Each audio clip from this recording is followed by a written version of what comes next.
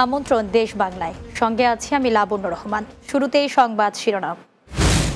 দুর্ঘটনায় বিচ্ছিন্ন হওয়া হাতসহ বিভিন্ন অঙ্গ প্রতিস্থাপনে সফল হয়েছেন কুমিল্লার একদল চিকিৎসক। সাড়া ফেলেছে জটিল অপারেশনের সফলতার গল্প। এবং বন্ধ রয়েছে বাংলাদেশ কৃষি বিশ্ববিদ্যালয়ের গবেষণা প্রকল্পের গবেষণা কার্যক্রম। মানসিকভাবে ভেঙে পড়েছেন শিক্ষক শিক্ষার্থীরা।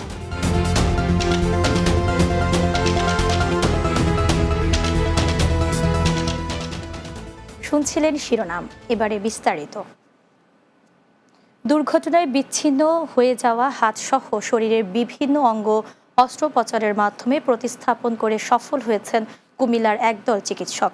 একটি নয়, দুটি নয়, অঙ্গ প্রতিস্থাপনের এমন বেশ কয়েকটি জটিল অপারেশনের সফলতার গল্প রীতিমতো সাড়া ফেলেছে, যেন একটির পর একটি যুক্ত হচ্ছে সফলতার পালক। কুমিল্লা থেকে মোহাম্মদ আরিফুর রহমান মজুমদারের প্রতিবেদন, বিস্তারিত জানাচ্ছেন অর্ণব নাসির। কুমিল্লার বরুড়া উপজেলার আদমস্তার গ্রামের নজির আহমেদ পেশায় একজন করাতকল শ্রমিক। সম্প্রতি করাতকলে গাছের গুঁড়ি নামানোর সময় করাতে লেগে তার ডান হাত কবজি থেকে বিচ্ছিন্ন হয়ে যায়। তাকে উদ্ধার করে বিচ্ছিন্ন হয়ে যাওয়া হাতটি সহ দ্রুত হাসপাতালে নেওয়া হয়। প্রায় 3.5 ঘন্টার অস্ত্রোপচারে বিচ্ছিন্ন হাতটি সফলভাবে জোড়া লাগাতে সক্ষম হন চিকিৎসকরা। 24 ঘন্টার মধ্যে আমার হাত জোড়া লেগেছে, হাত আমি লাড়তে পারতেছি। একই উপজেলা হরিশপুর এলাকার ভ্যান চালক নোমান হোসেন, তিনি সম্প্রতি গাছের গুঁড়ি করাতে রাখার সময় তার হাতটি করাতে লেগে কবজির উপর থেকে বিচ্ছিন্ন হয়ে যায়। পরে নোমানের বিচ্ছিন্ন হাতটি বিশেষজ্ঞ চিকিৎসক দল দীর্ঘ অস্ত্রোপচারের মাধ্যমে জোড়া লাগান সফলভাবে। শুধু ভ্যান চালক নোমান হোসেন আর করাতকল শ্রমিক নজির আহমেদের হাত নয়, গাজীপুর জেলার কাপাসিয়ার আশরাফুল আলমের পায়ের একটি আঙুল অস্ত্রোপচারের মাধ্যমে হাতে প্রতিস্থাপন করে দেন। আমার হাতের অবস্থা বলো এবং আমার আঙুলগুলো আলহামদুলিল্লাহ মোটামুটি আমি নাড়াচাড়া করতে পারি।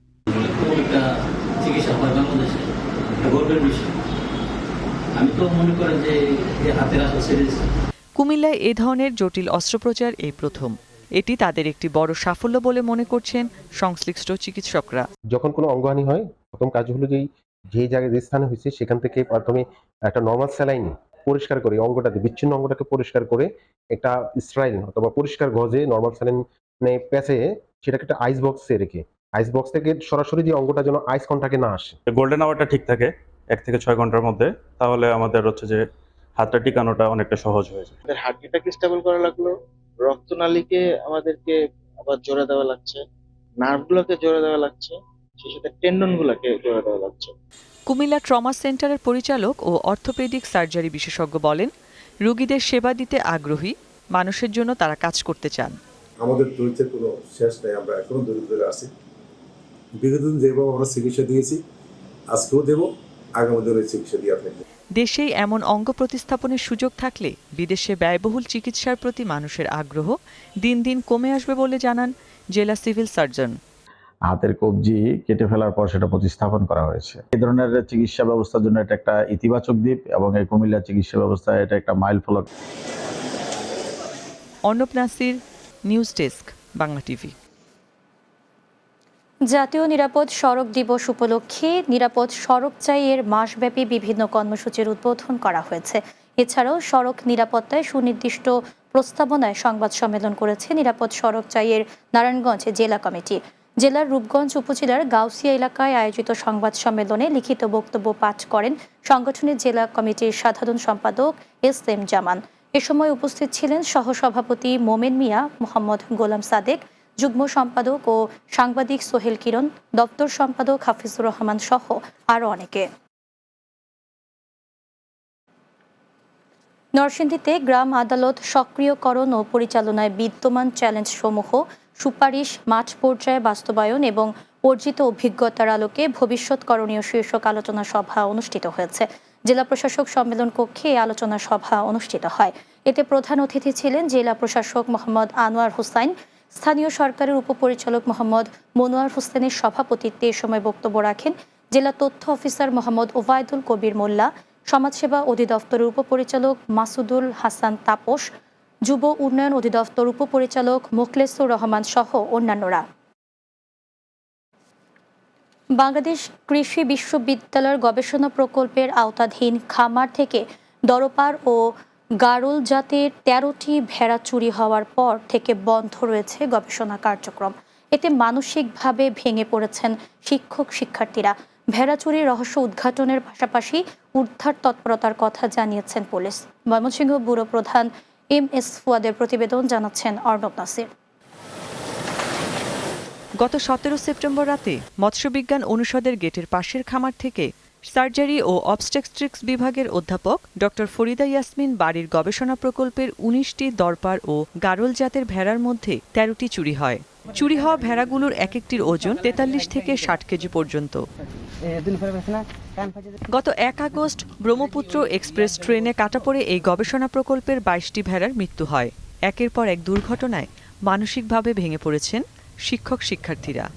আমরা অনেক পিছিয়ে গেলাম, কারণ আমি যদি নিউক্লিয়াস ব্লক তৈরি করি, এই নিউক্লিয়াস ব্লক তৈরি করতে মিনিমাম একটা দীর্ঘ সময় লাগে, ১-২ বছর সময় লাগে মিনিমাম, এবং এটা অনেক কস্টলি।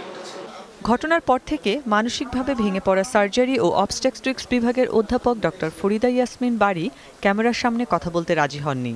তবে একই বিভাগের বিভাগীয় প্রধান অধ্যাপক ডক্টর রফিকুল আলম জানিয়েছেন, এটি বিশ্ববিদ্যালয়ের জন্য অপূরণীয় ক্ষতি।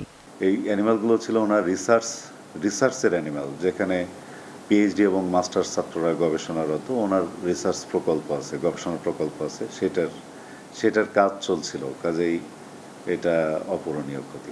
খামারের দায়িত্বপ্রাপ্ত ২ কর্মী সালাম এবং রায়হান খামারটি ফাঁকা রেখে কাউকে না বলে চলে যাওয়ায় চুরির ঘটনা ঘটেছে বলে জানিয়েছেন বিশ্ববিদ্যালয়ের ভারপ্রাপ্ত প্রধান নিরাপত্তা কর্মকর্তা। এই কর্মচারী রায়হান ওইখানে ভিতরে রেখে তালা মারে চলে যায়। পরের দিন সকাল ৯টা থেকে ৯:৩০টার মধ্যে আসছে, গিয়া দেখেছে বলে বেড়াগুলি নাই। পরিচিতরাই ভেড়া চুরি করেছে জানিয়ে উদ্ধার অভিযান অব্যাহত রাখার কথা বলেছে পুলিশ। আমরা এই বিষয়টা আইনি প্রক্রিয়ায় অগ্রসর হচ্ছি। অনেক কিছুগুলো আমরা পেয়েছি, তদন্তের সাথে আমরা এটা আপাতত প্রকাশ করছি না।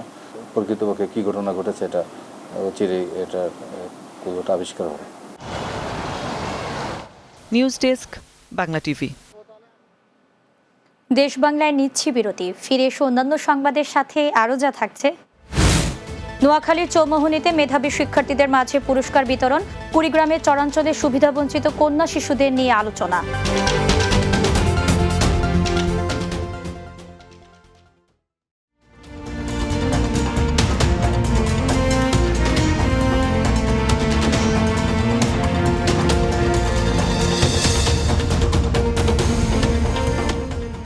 বিরতির পর দেশ বাংলায় স্বাগত আরও একবার। নোয়াখালী বিভাগের দাবিতে সোনাইমুড়ি বাইপাসে মানববন্ধন বিক্ষোভ সমাবেশ অনুষ্ঠিত হয়েছে। বৃহস্পতিবার সোনাইমুড়ি উপজেলাবাসীর ব্যানারে এই কর্মসূচির আয়োজন করা হয়। এ সময় বিক্ষোভকারীরা ঢাকা নোয়াখালী আঞ্চলিক মহাসড়ক অবরোধ করে বিক্ষোভ করে। মানববন্ধনে সংহতি প্রকাশ করে সড়কে অবস্থান নেয় ডাক্তার মোস্তফা হাজেরা ফাউন্ডেশন, বীরশ্রেষ্ঠ শহীদ Ruhul Amin foundation, Sonaimuri press club সহ বিভিন্ন সামাজিক সংগঠন ও রাজনৈতিক ব্যক্তিবর্গ।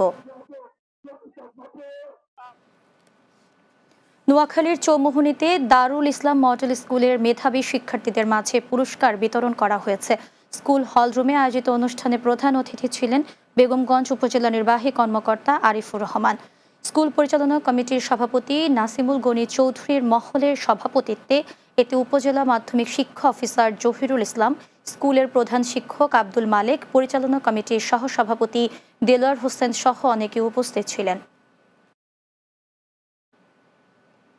কুড়িগ্রাম ৪ আসনের মনোনয়ন প্রত্যাশী জেলা বিএনপির সদস্য আজিজুর রহমান গণসংযোগ ও লিফলেট বিতরণ করেছেন। কুড়িগ্রামের রাজীবপুরে মোহনগঞ্জ ইউনিয়নের হাট বাজারগুলোতে গণসংযোগ ও তারেক রহমানের ৩১ দফার লিফলেট বিতরণ করা হয়। এ সময় বক্তব্য রাখেন জাদুরচর ইউনিয়ন বিএনপির সদস্য সচিব মোশাররফ হোসেন লিটন, মোহনগঞ্জ ইউনিয়ন বিএনপির আহ্বায়ক আজিজুর রহমান মাস্টার, মোহনগঞ্জ ইউনিয়নের সদস্য সচিব রুহুল আমিন, ওয়ার্ড বিএনপির আহ্বায়ক মনোয়ার হোসেন সহ আরও অনেকেই।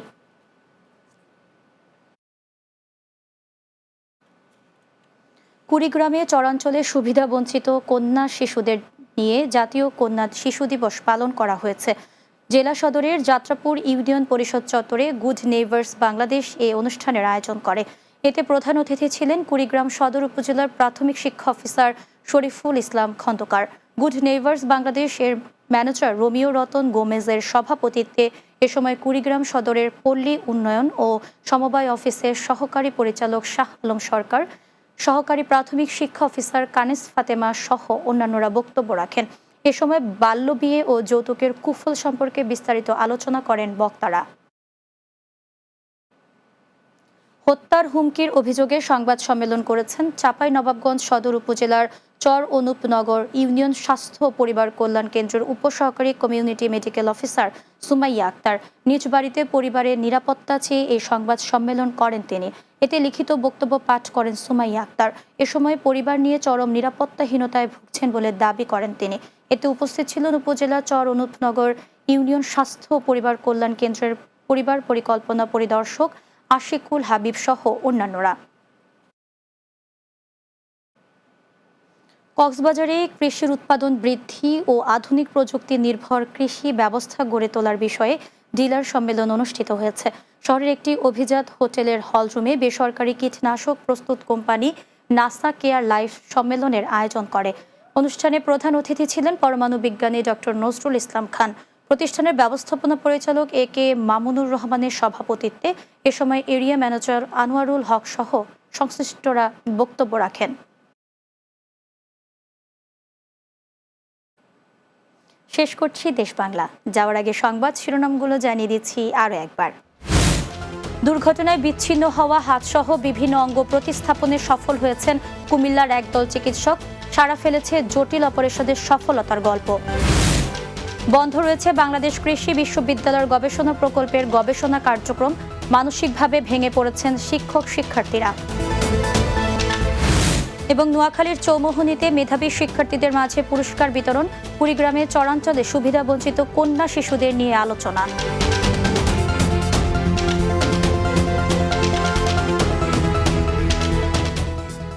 এই ছিল দেশ বাংলায়। আমাদের পরবর্তী সংবাদ বিকেল 4:30 দিনের বাংলা দেখার আমন্ত্রণ রইল। এতক্ষণ সঙ্গে থাকার জন্য ধন্যবাদ সবাই।